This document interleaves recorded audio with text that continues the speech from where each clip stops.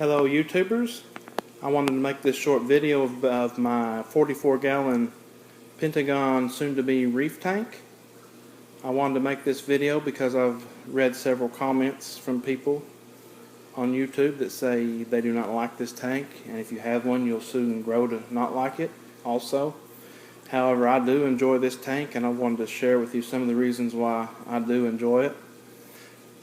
The biggest reason was I didn't want a large tank, so I went with this 44-gallon, and the biggest reason I think is because of the way you can stack rocks in a corner tank of a small size. You can see I've started with my back column up against the back corner and came down the sides, making two pretty nice archways. I'm going to come over and show you the side view. Even with 50 pounds of live rock, there's plenty of space in the back for flow on both sides. And my big sell on this was, if you'll look where that fish is, you can see there's plenty of area for the fish to swim, and open area to view fish and stuff.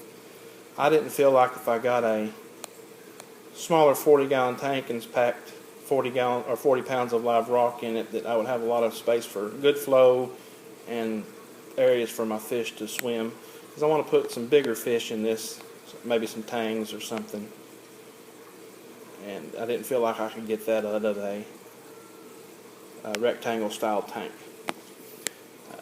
If you have corner tanks, you'll know, or bow fronts. The reason I didn't go with a bow front is, you know, if you've seen them, I'm sure you have, that they distort the view of the inside of your aquarium. I didn't like that, and with this Pentagon shape, you can see that there's no distortion whatsoever because it's three separate panes of glass in front. Makes it look pretty good, I think. We'll move over here next to my lid and lights. If you have one of these tanks with a lid, you're going to say, wait a minute, it only has one light, and you move it back and forth. However, I took a chance and found another light, and they fit on there perfectly. If you do want to order one of these lights, it is a 20-inch light fixture. After months of visiting pet shops and going on forums, to no avail, because the light only measures 18 inches. I had people try to order them at pet shops. They don't make them. We don't know where you get it. It is a 20-inch light fixture. No matter what it measured, it's a 20-inch light fixture from Perfecto, and it will fit on there perfectly. The front light I have, just a clear light on it, and the second fixture I have a Core Life 50/50. It's got the blue in it. That's what you see. That's the only one that's on right now. I will flip the first one on, the clear, and let you see it. It really brightens it up.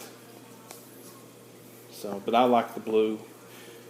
Kind of gives me the imitation moonlights that a lot of the big reefers use.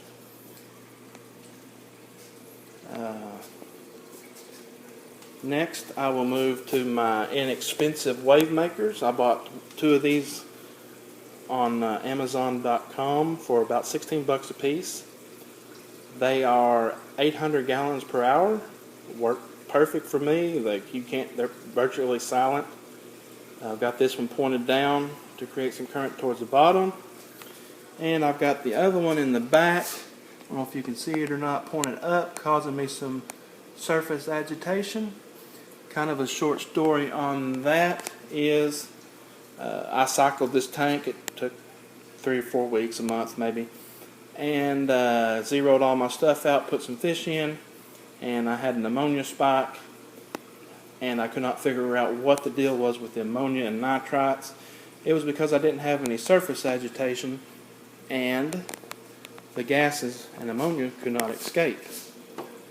I pointed one of my wave makers towards the top and caused this, and within a day I'm back to zeros on all ammonia, nitrite, and nitrates.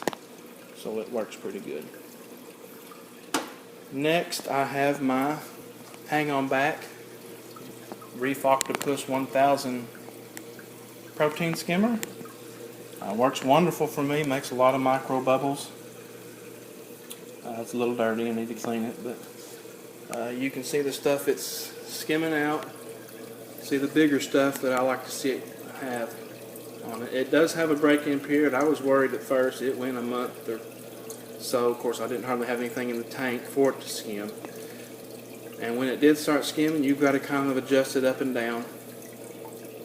And once the break-in period goes, it does just fine. It's not doing anything now so much, but the reason is because I've got this power head so close to the intake. When that power head goes off at night, I've got it set to where all the surface stuff comes over to the intake, and it bubbles over pretty good.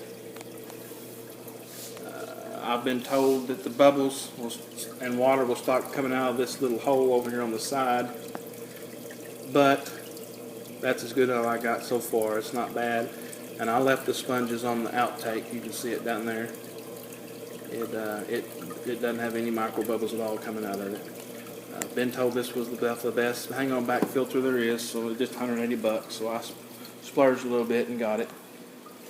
Last but not least, I have my Via Aqua 2020 reactor. I don't know if you can see, it's kind of dark. I've got it half full of carbon and GFO. I combine them together because it's easier. This is probably not the quality of the ones that Bulk Reef Supply sells, but no bigger than my tank is. It does an excellent job. You can see my aquarium's crystal clear. And about the only thing I've done with it is it comes with a hard plastic outtake, a return hose that goes down with this filter sock, but you couldn't tell if it was flowing right. And if you use it for a month or so, you didn't know if it was stopped up or not. So I just added this little L bracket I got from Lowe's, and you can see the flow. It also gives me a little more surface agitation. That way when it gets stopped up or needs changed, I can kind of tell. And it hooks under my little lid there. I think that's about it. If you have any questions, please ask or leave comments and subscribe. Thanks a lot.